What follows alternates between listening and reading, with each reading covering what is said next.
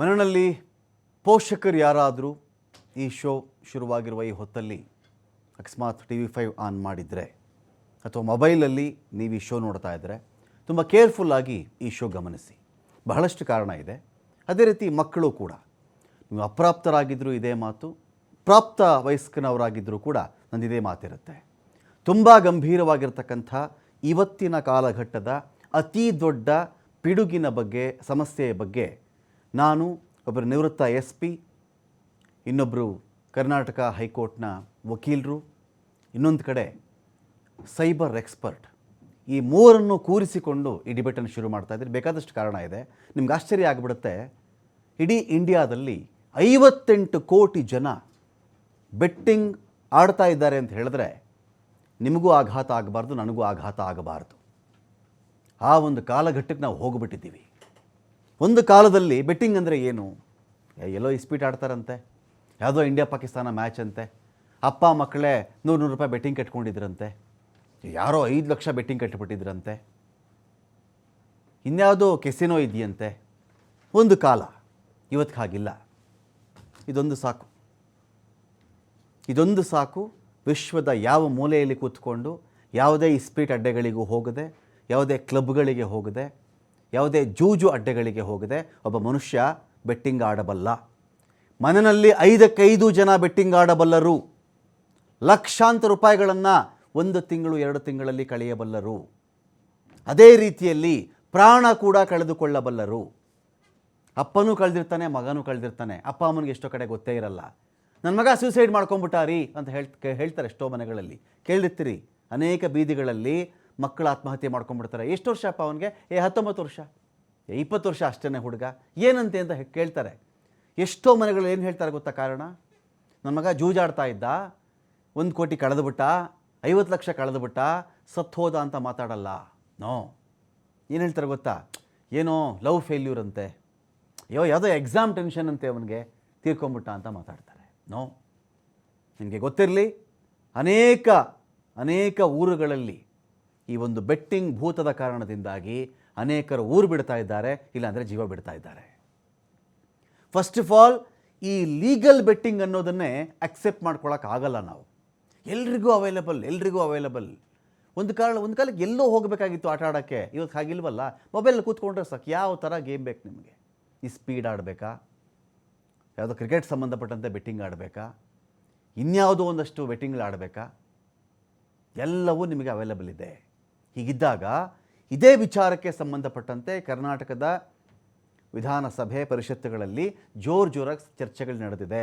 ಇದಕ್ಕೆ ಕಡಿವಾಣ ಹಾಕ್ಬೇಕು ಸ್ವಾಮಿ, ನಮ್ಮೂರಲ್ಲಿ ಇಂಥ ಹುಡುಗರು ತೀರ್ಕೊಂಡ್ಬಿಟ್ರು. ಶಾಸಕ ಅಳದೊಂದು ಬಾಕಿ, ಒಬ್ಬರು ಶಾಸಕರ ಹೊತ್ತು ಅಳೋದೊಂದು ಬಾಕಿ. ನನ್ನ ಫ್ಯಾಮಿಲಿಯಲ್ಲಿ ನಮ್ಮ ಚಿಕ್ಕಪ್ಪನ ಮಗ ತೀರ್ಕೊಂಬಿಟ್ಟ, ದೊಡ್ಡಪ್ಪನ ಮಗ ತೀರ್ಕೊಂಬಿಟ್ಟ, ನನ್ನ ತಂಗಿ ಮಗ ತೀರ್ಕೊಂಬಿಟ್ಟ. ಇದು ಕೇಳಿದಾಗ ನಮಗೇನು ಅನಿಸುತ್ತೆ? ಅನೇಕರ ಮನೆಗಳಲ್ಲಿ ಈ ಒಂದು ಬೆಟ್ಟಿಂಗ್ ಭೂತ ಇವತ್ತು ಇಡೀ ಫ್ಯಾಮಿಲಿಯನ್ನೇ ನುಂಗಿ ನೀರು ಕುಡಿತಾ ಇದೆ. ಹಾಗಿದ್ದಾಗ ಇದಕ್ಕೆ ಅಂಕುಶ ಹಾಕ್ತೀವಿ ಅಂತ ಹೇಳಿ ಕರ್ನಾಟಕ ರಾಜ್ಯ ಸರ್ಕಾರ ಒಂದು ಕಡೆ ಮುಂದೆ ಬರ್ತಾ ಇದೆ. Hats off. ಇದರಲ್ಲಿ ಭಾರತ ಸರ್ಕಾರ ಮಾಡಿದ್ರು ನಂದಿದೇ ಮಾತೆ, ಕರ್ನಾಟಕ ಸರ್ಕಾರ ಮಾಡಿದ್ರು ನಂದಿದೇ ಮಾತೆ.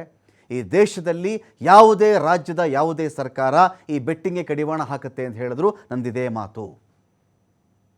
ಒಂದು ಕಾಲಕ್ಕೆ ನಮ್ಮಲ್ಲಿ ಇದೇನೋ 3 ಅಂಕಿ ಲಾಟ್ರಿನೋ 4 ಅಂಕಿ ಲಾಟ್ರಿನೋ ನಡೀತಾ ಇತ್ತು, ಜೋರು ನಡೀತಾ ಇತ್ತು. ರೈತ ಅಲ್ಲಿಂದ ಬರೋದು, ಟೊಮೆಟೊ ಒಂದು ಟೆಂಪೋ ತುಂಬ ಟೊಮೆಟೊ ತರೋದು, ಕೂತ್ಕೊಳ್ಳೋದಿಲ್ಲ, ಲಾಟ್ರಿ ತೊಗೊಳ್ಳೋ ಕೂತ್ಕೊಳ್ಳೋದು, ಅಲ್ಲಲ್ಲೇ ರಿಸಲ್ಟು. ಅವಾಗ ತೊಗೊಂಡ್ರೆ ಸಾಯಂಕಾಲ ರಿಸಲ್ಟು 3 ನಂಬರೋ 4 ನಂಬರೋ 1 ನಂಬರೋ ಇತ್ತು. ಆಡೋರು ಗೊತ್ತಿರುತ್ತೆ, ನಾನು ಆಡಿಲ್ಲ ಅದನ್ನು. ಸಾಯಂಕಾಲಕ್ಕೆ ಒಂದು ಇಡೀ ಟೆಂಪೋ ತುಂಬ ತಂದಿದ್ದಂಥ ಟೊಮೆಟೊ ಹಣ್ಣಿನ ಬೆಲೆಗಿಟ್ಟಿತ್ತಲ್ಲ ಅವನಿಗೆ, ಅದೇನು ಇಲ್ಲದೆ ಗೋಣಿ ಚೀಲವೂ ಕೂಡ ಇಲ್ಲದೆ ಊರಿಗೆ ವಾಪಸ್ ಹೋಗ್ತಾ ಇದ್ದ. ಆನಂತರ ಆ ಲಾಟರಿ ಟಿಕೆಟ್ ದಂಧೆಗೆ ಈ ರಾಜ್ಯ ಕಡಿವಾಣ ಹಾಕಿತು. ಅಂಥದ್ದೇ ಹಾದಿಯಲ್ಲಿ ಮತ್ತೊಮ್ಮೆ ರಾಜ್ಯ ಸರ್ಕಾರ ಒಂದು ಹೆಜ್ಜೆ ಇಟ್ಟಿದೆ. ಈ ಹೆಜ್ಜೆ ಸಕ್ಸಸ್ಫುಲ್ ಆಗಲಿ. ಇದೇ ವಿಚಾರಕ್ಕೆ ಸಂಬಂಧಪಟ್ಟಂತೆ ಮಾತಾಡಲಿಕ್ಕೆ ನಮ್ಮೊಂದಿಗೆ ಇದೀಗ ದಿಲೀಪ್ ಕುಮಾರ್ IAS ಅವರಿದ್ದಾರೆ, ಹೈಕೋರ್ಟ್ನ ವಕೀಲರು. ಸ್ವಾಗತ ನಿಮಗೆ ದಿಲೀಪ್ ಕುಮಾರ್ IAS ಅವರೇ. ಸರ್ ನಮಸ್ಕಾರ. ನಿವೃತ್ತ SP ಇದ್ದಾರೆ SK ಉಮೇಶ್ ಸರ್. ಒಂಥರ ಪ್ರಗತಿಶೀಲ ಕೃಷಿಕರು ಹೌದೀಗ. ಅವರು ಸಾಕಷ್ಟು ಕೃಷಿ ಕೆಲಸಗಳಲ್ಲಿ ನಿರತರಾಗಿದ್ದಾರೆ. ಉಮೇಶ್ ಸರ್, ಸ್ವಾಗತ ನಿಮಗೆ ಈ ಒಂದು ಡಿಬೇಟ್ಗೆ. Thank you. ಇನ್ನೊಂದು ಕಡೆ ಅನಂತ ಪ್ರಭು ಸರ್ ಇದ್ದಾರೆ, ಸೈಬರ್ ಎಕ್ಸ್ಪರ್ಟ್ ಅವರು. ಅನಂತ ಪ್ರಭು ಸರ್, ಸ್ವಾಗತ ನಿಮಗೆ ಈ ಒಂದು ಡಿಬೇಟ್ಗೆ.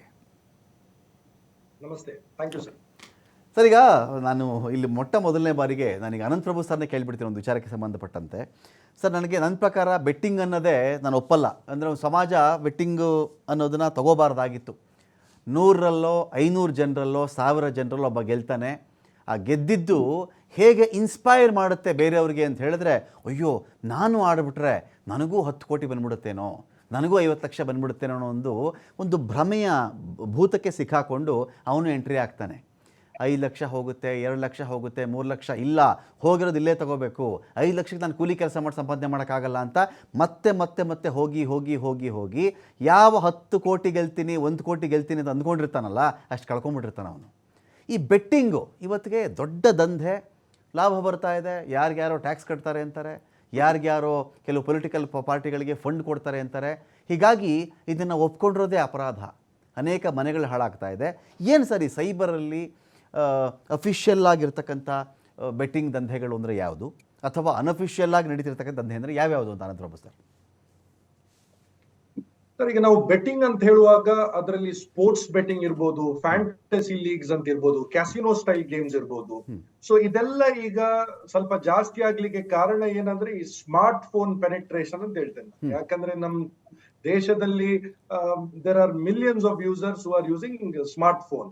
ಮತ್ತೆ ಅದರ ಜೊತೆಯಲ್ಲಿ ಈಗ ನಾವು ಏನ್ ಮಾಡ್ತೇವೆ ಅಂದ್ರೆ ವಾಟ್ಸ್ಆಪ್ ಯೂಸ್ ಮಾಡ್ತೇವೆ, ಟೆಲಿಗ್ರಾಮ್ ಯೂಸ್ ಮಾಡ್ತೇವೆ. ಇದರಲ್ಲಿ ಟಿಪ್ಸ್ಟರ್ ಗ್ರೂಪ್ಸ್ ಅಂತ ಅವ್ರು ಕ್ರಿಯೇಟ್ ಮಾಡ್ತಾರೆ.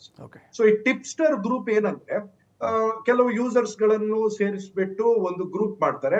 ಅದರಲ್ಲಿ ಒಬ್ಬ ಟಿಪ್ಸ್ ಅನ್ನು ಕೊಡ್ತಾ ಇರ್ತಾನೆ, ನೀವು ಇದನ್ನು ಮಾಡಿ, ಈ ಟೀಮ್ ಮೇಲೆ ಬೆಟ್ಟಿಂಗ್ ಮಾಡಿ, ಅಥವಾ ಇವತ್ತು ಇವರು ಗೆಲ್ತಾರೆ ಸೊ ಅದಕ್ಕೆ ನೀವೀಗ ಇದರ ಮೇಲೆ ಸ್ವಲ್ಪ ನಿಮ್ಮ ಕಾಯಿನ್ಸ್ ಏನಿದೆ ಅದನ್ನು ಅದರ ಮೇಲೆ ಇನ್ವೆಸ್ಟ್ ಮಾಡಿ. ಸೊ ಈ ತರ ಅವರು ನಿಮ್ಗೆ ಟಿಪ್ಸ್ ಅನ್ನು ಕೊಡ್ತಾ ಇರ್ತಾರೆ. ಸೊ ಬೇಸಿಕಲಿ ನಾವು ಈ ಬೆಟ್ಟಿಂಗ್ ಅನ್ನು ನೋಡಿದ್ರೆ there are 2 types. One skill based ಅಂತ ಹೇಳ್ತೇವೆ, ಇನ್ನೊಂದು ಚಾನ್ಸ್ ಬೇಸ್ಡ್ ಅಂತ. ಸೊ ಈ ಚಾನ್ಸ್ ಬೇಸ್ಡ್ ಆಲ್ರೆಡಿ ಎಲ್ಲ ಕಡೆ ಎಕ್ಸೆಪ್ಟ್ ಗೋವಾ ಮತ್ತೆ ಸಿಕ್ಕಿಂ ಇರಬೇಕು where it is legal, but otherwise ಅದು ಬ್ಯಾನ್ ಆಗಿದೆ. ಬಟ್ ಈ ಸ್ಕಿಲ್ ಬೇಸ್ಡ್ ಗೇಮ್ ಅವ್ರು ಏನ್ ಮಾಡ್ತಾರಂದ್ರೆ ಅದರಲ್ಲಿ ಎಸ್ಪೆಷಲಿ ಸ್ಯಾಲರಿಡ್ ಎಂಪ್ಲಾಯೀಸ್ ಇರ್ಬೋದು, ಹೋಮ್ ಮೇಕರ್ಸ್ ಇರ್ಬೋದು, ಸ್ಟೂಡೆಂಟ್ಸ್ ಇರ್ಬೋದು, ಅವರನ್ನು ಅವ್ರು ಅಟ್ರಾಕ್ಟ್ ಮಾಡ್ತಾರೆ. ಹೇಗೆ ಅಟ್ರಾಕ್ಟ್ ಮಾಡ್ತಾರಂದ್ರೆ ಈ ತರ ಗೇಮ್ಸ್ ಏನಿದೆ ಅದರಲ್ಲಿ ಬೋನಸ್ ಕೊಡ್ತಾರೆ. ಫಸ್ಟ್ ಗೆ ಅವ್ರು ನಿಮ್ಗೆ ಫ್ರೀ ಟೋಕನ್ಸ್ ಕೊಡ್ತಾರೆ, ಬ್ಯಾಜ್ ಕೊಡ್ತಾರೆ, ಮತ್ತೆ ರಿವಾರ್ಡ್ ಅಂತ ಲೀಡರ್ ಮಾಡ್ತಾರೆ ನಿಮ್ಮನ್ನು. ಸೊ ಇದನ್ನೆಲ್ಲ ಮಾಡ್ಬಿಟ್ಟು ಅಟ್ರಾಕ್ಟ್ ಮಾಡ್ತಾರೆ. ಫಸ್ಟ್ ಗೆ ನೀವು ಏನು ಇನ್ವೆಸ್ಟ್ ಮಾಡೋದು ಬೇಡ, ನಾವೇ ಕೊಡ್ತೇವೆ, ನೀವು ಆಡಿ ಅಂತ ಹೇಳ್ತಾರೆ. ಸೊ ಈ ತರ ಗೇಮ್ಸ್ ಆಡುವಾಗ ಬೇಸಿಕಲಿ ಏನಾಗತ್ತಂದ್ರೆ ನಮ್ ಬ್ರೈನ್ ಅದರದ್ದು ರಿವಾರ್ಡ್ ಸಿಸ್ಟಮ್ ಏನಿದೆ ಅಂದ್ರೆ ವೆನ್ ಯು ವಿನ್ ಸಮಥಿಂಗ್ ನೀವು ಅದಕ್ಕೆ ಎಡಿಕ್ಟ್ ಆಗಿಬಿಡ್ತೇವೆ. ಸೊ ಎಡಿಕ್ಟ್ ಎಷ್ಟು ಆಗ್ತಾರೆ ಅಂದ್ರೆ ನಾನು ನೋಡಿದ್ದೇನೆ ಎಷ್ಟೋ ಕಡೆ ಸ್ಟೂಡೆಂಟ್ಸ್ ಗಳು ಕ್ಲಾಸ್ ಆಗ್ತಾ ಇದೆ, ಬಟ್ ಇವರಲ್ಲಿ ಕ್ಲಾಸ್ ಅಲ್ಲಿ ಕೂತ್ಕೊಂಡು ಆ ಬೆಟ್ಟಿಂಗ್ ಮಾಡ್ತಾ ಇರ್ತಾರೆ. ಕೆಲಸದಲ್ಲಿ ಡಿವೋಷನ್ ಮಾಡದೆ ಅವ್ರು ಏನ್ ಮಾಡ್ತಾರೆ ಅಂದ್ರೆ ಅಲ್ಲಿ ಕೂತ್ಕೊಂಡು ಕೆಲಸ ಮಾಡ್ತಾ ಇರುವಾಗ, ಅದು ಯಾವುದೇ ಆಫೀಸ್ ಇರ್ಲಿ, ಅಲ್ಲಿ ಅವರು ಬೆಟ್ಟಿಂಗ್ ಮಾಡ್ತಾ ಇರ್ತಾರೆ. ಬಟ್ ಈ ಯಾವುದೇ ಬೆಟ್ಟಿಂಗ್ ಇರ್ಬೋದು, ಬೇಸಿಕಲಿ ನಾವು ಒಂದು ಪಾಯಿಂಟ್ ಅನ್ನು ಅರ್ಥ ಮಾಡ್ಬೇಕೇನಂದ್ರೆ ಇಟ್ ಈಸ್ ಡೆಫಿನೆಟ್ಲಿ ಅವರು ನಿಮ್ಗೆ ವಿನ್ ಮಾಡ್ಲಿಕ್ಕೋಸ್ಕರ ಅವರು ಮಾಡಿರುವ ಆಪೇ ಅಲ್ಲ ಅದು. So they have made it to take money from you and people have lost lakhs in this particular process. Okay.